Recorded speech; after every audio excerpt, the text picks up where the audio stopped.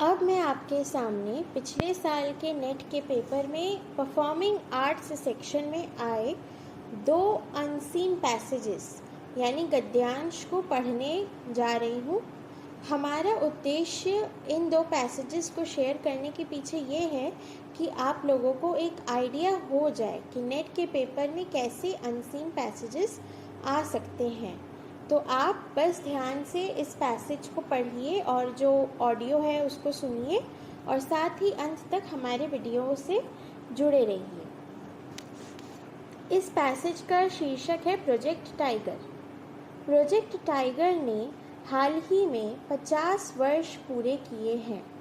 इस अवसर पर यह मुख्य समाचार बार बार दर्शाया गया कि 2018 में इन बाघों की संख्या जो कि 2967 थी, वह वर्ष 2022 में कैसे 3167 हो गई। यह उस कड़वे सच को छुपाता है। भारत के लोग बाघों को बचाने के हेतु अपनी पश्चिमी जीवन शैली से किसी प्रकार का समझौता नहीं करने को तैयार हैं। अधिकांश मध्यवर्गीय भारतीय अपने दूसरे निवेश गृह अथवा राष्ट्रीय पशु हेतु बहुपथ वाले राजमार्ग पर स्थित पहाड़ी की ओर ड्राइविंग की आदत को छोड़ना पसंद नहीं करेंगे। आप बाघ की आवश्यकताओं में परिवर्तन भी नहीं कर सकते क्योंकि यह एक बृहत एकचर पशु है। किसी बाघिन को अच्छी तरह के आखेट आधार वाले करीब 15 वर्ग किलोमीटर जगह की आवश्यकता होती है। यदि वह बच्चे पैदा करती है तो उन शावकों को अतिरिक्त जगह की आवश्यकता होगी। अब यह जो दूसरा गद्यांश है ये भी परफॉर्मिंग आर्ट्स सेक्शन का ही है। इसका शीर्षक है भारत में बौद्ध धर्म। यदि हमारे काल के अभिलेख और अवशेष को मार्गदर्शक माने तो अशोक के शासनकाल यानी 200 ईसा पूर्व से 300 ईस्वी तक के बाद की 5 शताब्दियों में बौद्ध धर्म भारत का प्रमुख धर्म था। जैसे इसका विस्तार हुआ और व्यवहारिक रूप से देश के सभी हिस्से में लोगों की अधिकाधिक संख्या का प्रतिज्ञान प्राप्त हो गया, इसकी मूलभूत मान्यताओं और प्रथाओं में भी कुछ परिवर्तन हुए जो विशेष रूप से इसके अनुयायियों के थेरवाद या कट्टरपंथ, भविष्यवक्ताओं का पंथ और महान द ग्रेट वेहिकल संप्रदायों में महाविभाजन के प्रयुर्भाव के रूप में यह दृश्यमान हुआ। थेरवाद की परिस्थितियों का उल्लेख पाली ग्रंथ मिलिंद पन्हों में अत्यधिक स्पष्टता और सटीकता से किया गया है। इसमें बौद्ध भिक्षु नागसेन यूनान के राजा मिलिंद यानी कि मैनेंडर के गंभीर कटु प्रश्नों के उत्तर देते हैं। बौद्ध धर्म के बारे में और भी जानकारी प्राप्त करने के लिए आप हमारे चैनल पर इससे पहले शेयर किया हुआ सारनाथ का व्लॉग भी दे सकते हैं, जिसमें हमने सारनाथ में जितने भी बुद्धिज़्म से रिलेटेड स्पेसिफिक जगहें हैं उनके बारे में दिखाया है।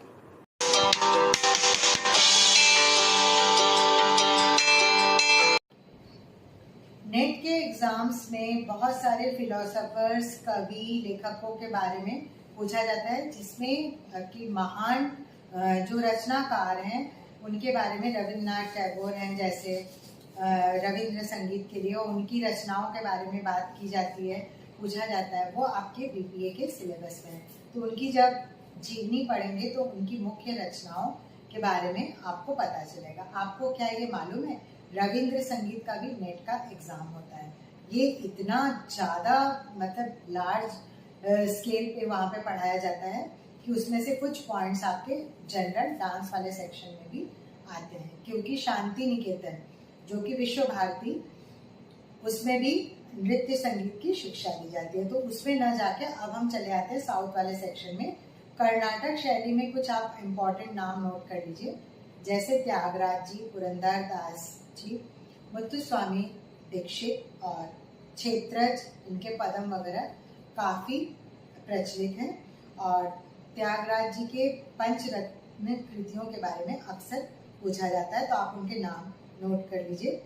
जगदानंदा कारका दुदुकु गुला नन्ने साधिन चने कणकण रुचिरा और इंदारो महानु भावालु। इसमें सभी कृतियों में इनके राम का वर्णन है और इसमें कुछ कुछ जगह पे कृष्ण का, और ये राम भक्ति को ज़्यादा मानते थे, तो उन सब में डिटेल में न जाते हुए खाली नाम पे आ जाते हैं। अब आप जानना चाहेंगे कि प्रश्न किस तरह का आया।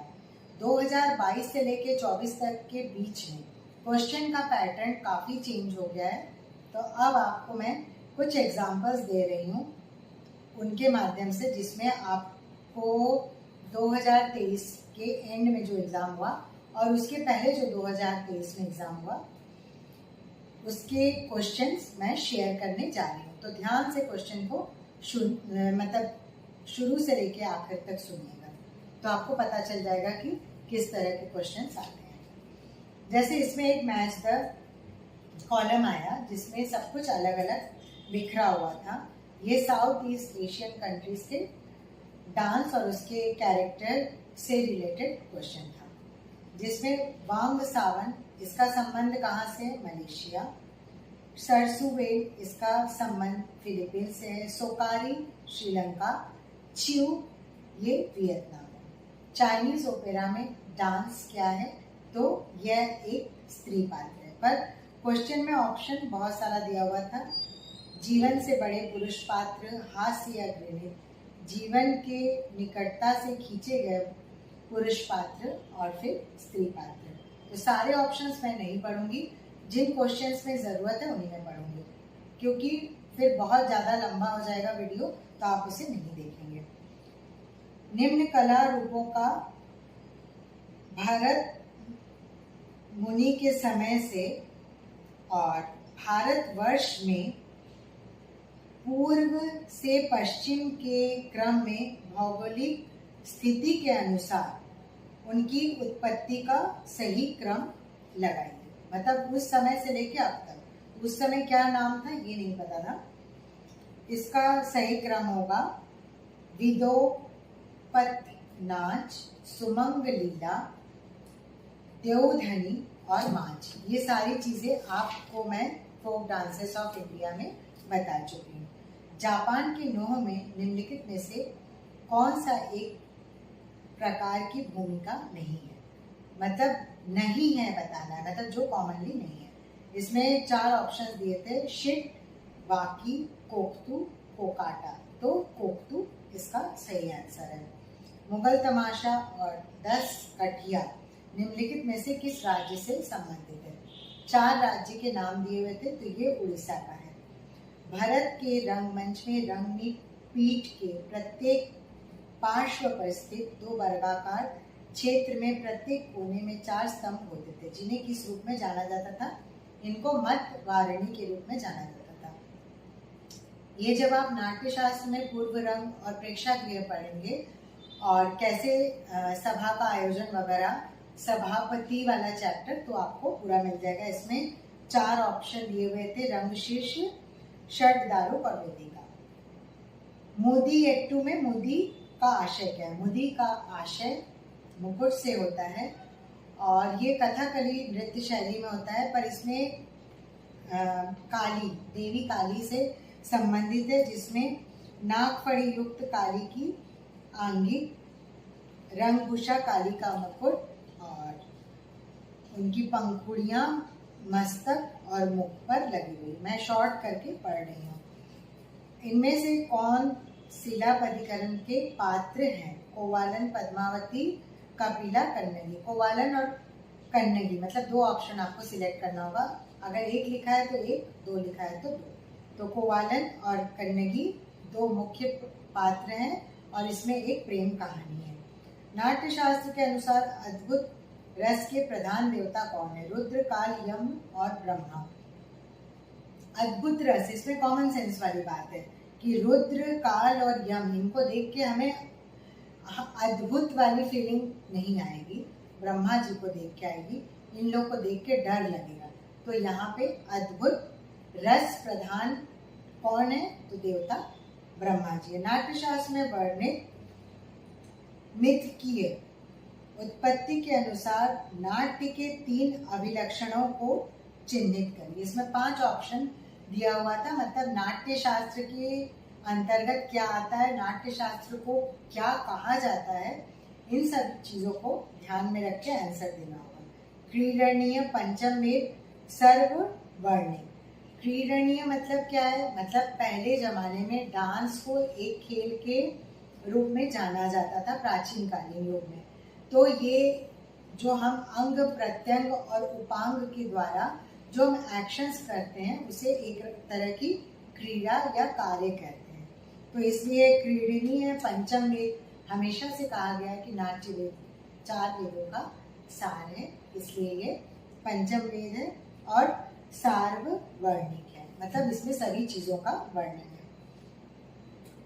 चित्रसेन डांस कंपनी के सहयोग से नृत्यग्राम द्वारा हाल ही में निर्मित एक प्रस्तुति का नाम बताइए। हाल ही में एक परफॉर्मेंस हुआ, एक प्रोग्राम हुआ, उसका क्या नाम था? 4 ऑप्शंस दिए हुए हैं। अमृत, वॉक्ड नेकेड, आहुति और पैसेज ऑफ लाइफ। आहुति, इसका नाम है आहुति। नृत्यग्राम कर्नाटक में है, ये मॉडर्न गुरुकुल है। इसकी स्थापना ओडिसी डांसर प्रतिमा बेदी जी ने की। भास द्वारा रचित इनमें से किस नाटक में हल्लीसक नृत्य का उल्लेख है? तो हल्लीसक नृत्य का उल्लेख इसमें पुरुभंगज, दूत घटोत्कच, बाल चरित्र और पंचतंत्र दिया हुआ था। इसमें बाल चरित्र और पंचतंत्र में इसका उल्लेख है। इनमें से कौन से वाद्य यंत्रों का प्रयोग कथकली में होता है? तो एलाट्टम और मातलम का प्रयोग होता है। इनमें